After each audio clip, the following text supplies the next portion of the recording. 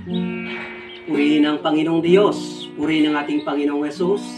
Siya ang tunay na tumawag sa atin, ang ating Panginoon at ang ating tagapagligtas. Purihin natin siya at pasalamatan. Noong una, nang makilala natin siya, parang hindi natin gaano maunawaan ang kanyang kalooban.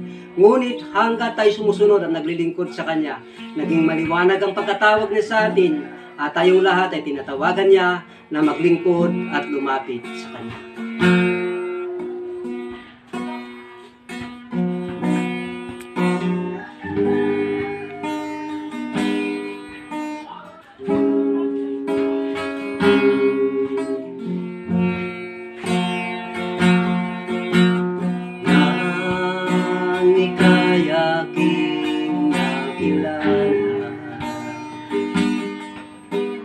Buhay ko ay sumigla,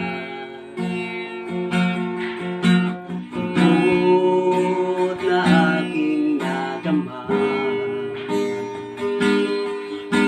ay di ko alintana. Kapag ika'y kausap na, lahat ay libot ko na. Nang ika'y aking sundan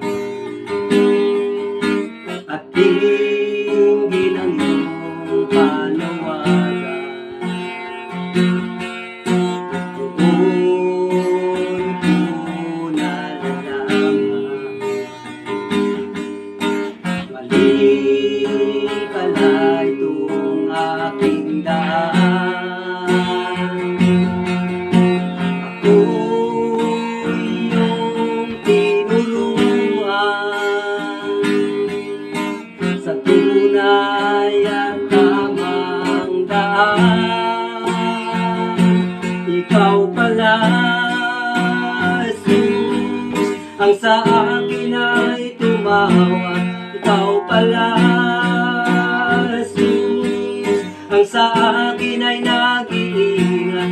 Ikaw pala, Jesus, ang aking Panginoon.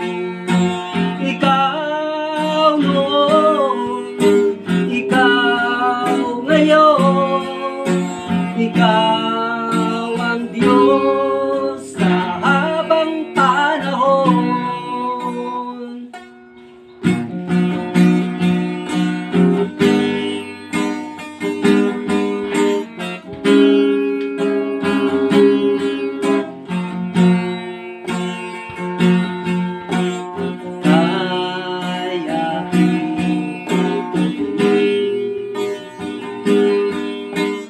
Nais mo'y gagawin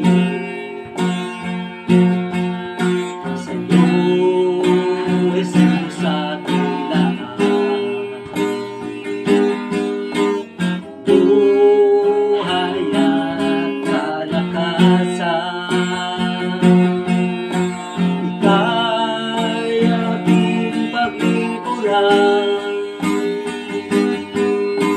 Ika'y aking parangalan. Ikaw pala, Jesus, ang sa akin ay tumawag.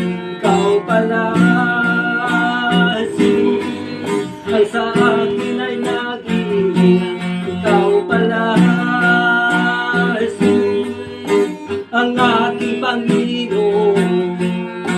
Ikaw noon, ikaw ngayon, ikaw ang Diyos sa habang panahon.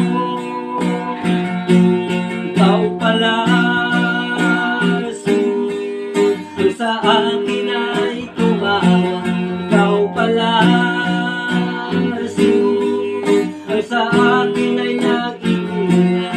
Ikaw pala, Jesus, ang aking Panginoon. Ikaw noon, ikaw ngayon, ikaw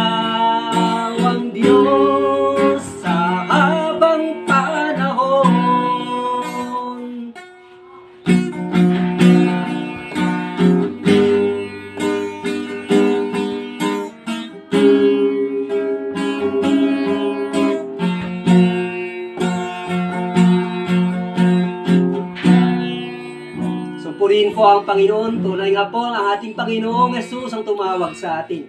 Siya ang Diyos na hindi nagbabago noon, ngayon at magpakailanman. Kaya purihin at dakilain natin ang pangalan ng Panginoong Jesus.